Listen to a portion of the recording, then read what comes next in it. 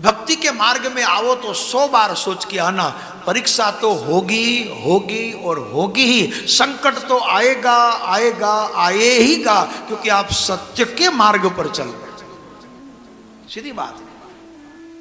कई बार हमारा मन विचलित हो जाता। कई लोग फरियाद करते, हम इतनी माला पूजा जब पाठ करते, हम इतने प्रामाणिकता से, मगर हमें ही संकट आते रहते, हम ही दुखी होते रहते। दुख संकट वो भक्ति की सही रास्ते की पहुंच है, रिसिप्ट है, पहुंच है।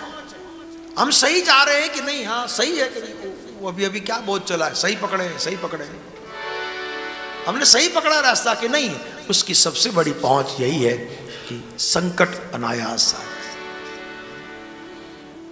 जीवનમાં દુઃખ તમારે હશે ને મારે હશે, પણ ક્યારેક સંતોના ચરિત્ર વાંચજો, એને જે દુઃખ હતા ને એની સામે આપણું તો 10% નથી, 10%। એને જે વિપત્તિઓ પડી, આખો સમાજ મારી નાખવા, કોઈને તેલકડામાં તળવા માટે, કોઈને નાત બાર, કેટલા કેટલા, उनको जो संकट आया है कि आप सुनो,